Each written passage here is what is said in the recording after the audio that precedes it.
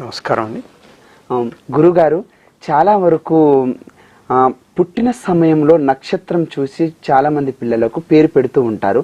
ఇంకొందరు ఏంటంటే ఏదో ఒక పేరు అని చెప్పేసి తల్లిదండ్రుల పేరు కానీ లేకపోతే వంశపరంగా వస్తున్న పేరు కానీ అలా పేరు అనేది పెట్టేస్తారు. అయితే ఇలా పెట్టడం వల్ల, నక్షత్రం చూసి పేరు పెట్టడం వల్ల లేకపోతే సొంతంగా పేరు పెట్టుకోవడం వల్ల, అంటే నక్షత్రంలో చూసి పెట్టిన వాళ్ళకు లాభం ఉంటుందంటారా, లేకపోతే సొంతంగా పెట్టుకున్న వాళ్ళకు నష్టం ఏమైనా జరుగుతుందంటారా? మంచి ప్రశ్న వేశారు.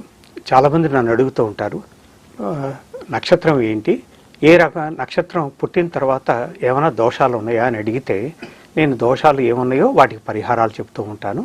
కొన్ని నక్షత్రాలకి, కొన్ని పాదాలకి మాత్రమే దోషాలు ఉంటాయి, కొన్ని నక్షత్రాలకి అన్ని పాదాలకి దోషాలు ఉంటాయి, కొన్ని నక్షత్రాలకైతే అసలు ఏ దోషం ఉండదు, అన్ని పాదాలకి దోషం లేకుండా ఉంటుంది. ఆ శాంతులు చేయించుకోమని చెప్తాను. ఆ తర్వాత వాళ్ళు పేరు ఏం పెట్టాలని అడుగుతూ ఉంటారు. కొన్ని నక్షత్రాలకి ఆ కన్వీనియంట్ అక్షరాలతోటి పేర్లు ఉండవు. అందుకోసమని అదే కాకుండా అసలు పేరులో ఏమీ లేదు, వాళ్ళ ఇష్టం వచ్చిన పేరు పెట్టుకోమని చెప్తూ ఉంటాను.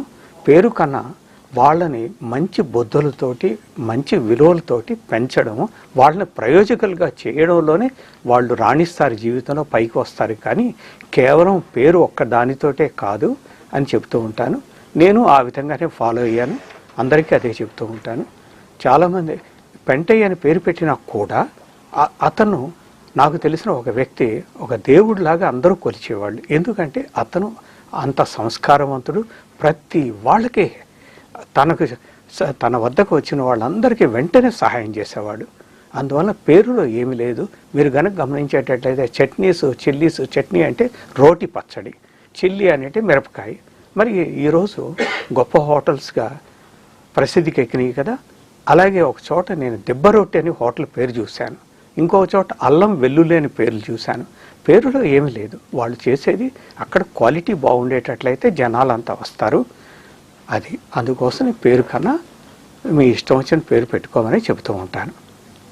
గురుగారు, అలాగే